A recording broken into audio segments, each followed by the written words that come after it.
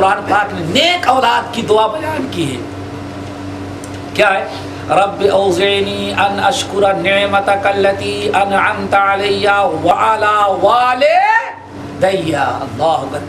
اے اللہ مجھ کو توفیق دے دے کہ میں شکر گزاری تیری کروں تیرے ان احسانات پر جو تو نے میرے اوپر کیا ہے. وعلی والدی. اور اے اللہ تو نے میرے ماں باپ پر جو احسان کیا ہے اس کی بھی شکر گزاری کی توفیق مجھ کو دے دے.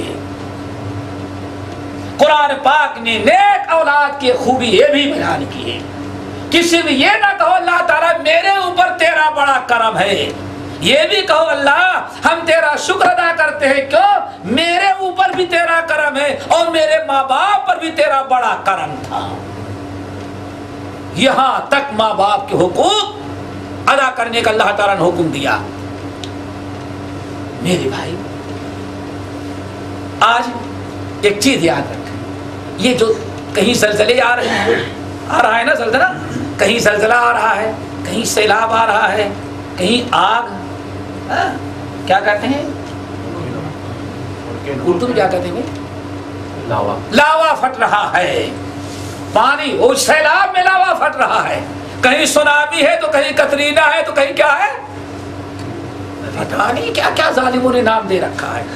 سنا کبھی امام احمد بن حنبل، امام ترمذی، امام ابن ماجہ، امام بہقی شعب الایمان میں، امام طبرانی، ابن ابی دنیا رحمہ اللہ، بہت سارے صحابہ کرام سے حضرت عائشہ، حضرت ابو ہریرہ، حضرت علی رضی اللہ تعالیٰ عنہ وغیرہ، حضرت ابو دردہ، ان تمام صحابہ کرام سے روایتیں نقل کی ہیں.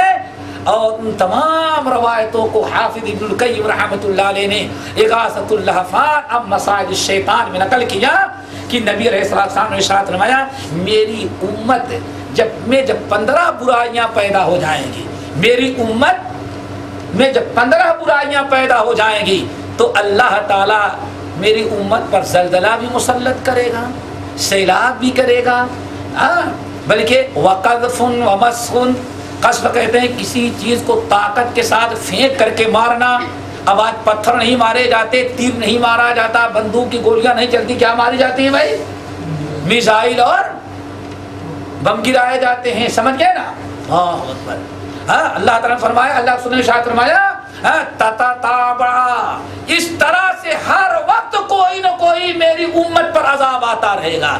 وہ 15 برائیاں گنانے کے لیے کافی وقت چاہیے، جن میں سے چند یہ ہیں. نمبر ایک گانے بجانے کی چیزیں بالکل عام ہو جائیں، اور اس طرح سے عام ہوگی صحیح بخاری کی روایت کے مطابق بس سرہانے رکھی رہے گی، سرہانے، اتنا گانا بجانا عام ہو جائے. نمبر 2 وَاطَاعَ الرَّجُلُ زَوْجَتَهُ وَعَقَّ أُمَّهُ، عذاب کب نازل ہوگا؟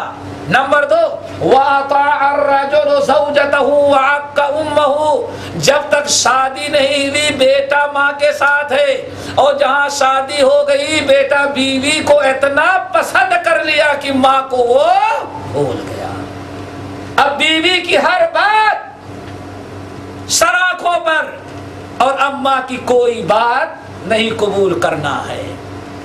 اب بڑی پریشانی ہوئی، اماں بیچاری پریشان، پرورش اس نے کیا ہے، اور کہیں زیادہ لڑائی ہوئی تب ساس کیا کہے گی؟ ایسا کرو تمہاری ماں کی نہیں بنتی تو ایک کمرہ میں دے دیتی ہوں، ہمارے ہاں آ کر کے رہو. اب بیوی لیا بیٹا اور کہاں اپنی بیوی کو لے کے چلے گیا؟ بیوی نہیں گئی بلکہ بیوی گئی تو سو بیٹے کو بھی لے کے چلی گئی.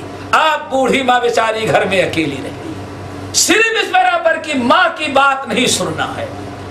یہ عذاب جو زلزلے آ رہے ہیں، یہ جو آج پریشانیاں ہو رہی ہیں، معاشی تنگی ہے، غیر مسلموں کا تسلط ہو رہا ہے. آج دنیا میں سب سے زیادہ سستی جان اور خون اگر ہوا ہے تو ہوگا کس کا؟ مسلمان کا. اور میں مثال لیتا ہوں، ذرا دیکھ لو، انڈیا میں اگر کالا ہیرن مار دے کوئی تو ایسا جیل میں ڈالا جائے کہ اس کی ضمانت بھی نہ ہو سکے. ہیرن مار دیا جائے تو اللہ اکبر. لیکن لاکھوں ہزاروں مسلمان گجرات میں قتل کر دیے جائے، کسی مسلمان کی رپورٹ بھی درج نہ ہو. سوچنا کبھی دیکھا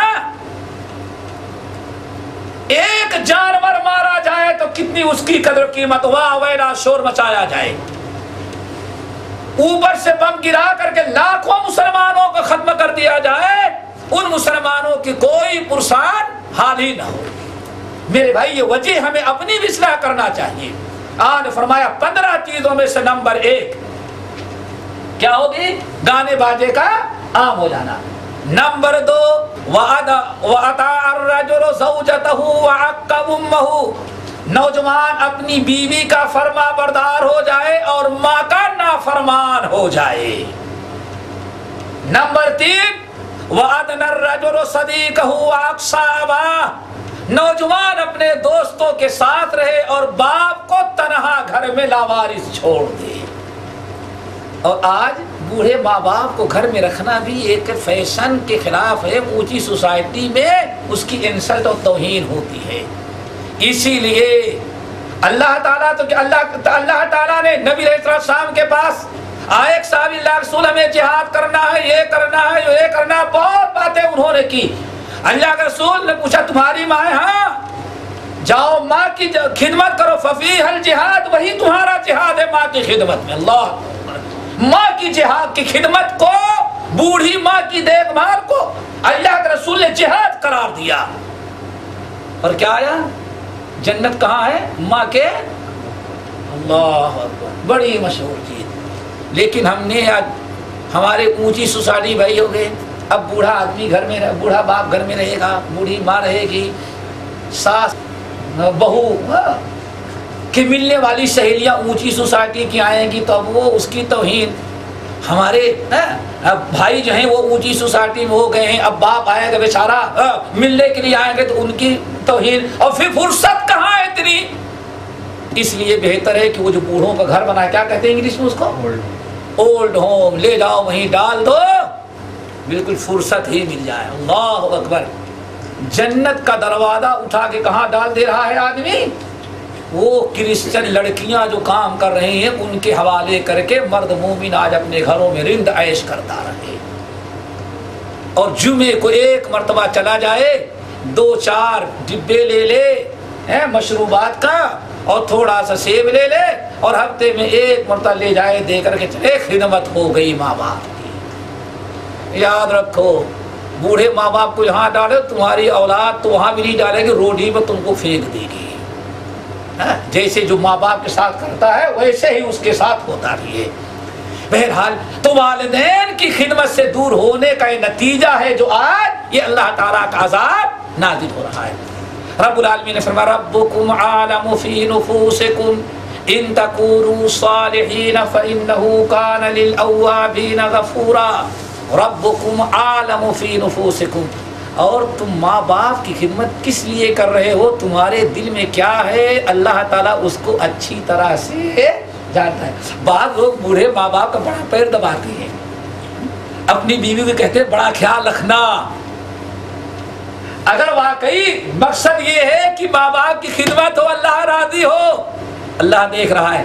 اور اگر کہیں یہ ہو کہ خوب خدمت دباؤ، ہاتھ پیر دباؤ، اور کسی پیپر پر مرنے کے پہلے لکھوا لیں گے کہ اتنی پراپرٹی میں نے خدمت گزاری میں اپنی اس بہو کو دے دیا، یا سارے بھائیوں کو چھوڑ کر کے بڑا شاطر ہے وہ انسان جو ماں باپ کی خود بھی خدمت کرتا ہے. صاحب میں تو ماں باپ کے لیے سب چھوڑ دیا ہوں، ماں باپ راضی رہے بس.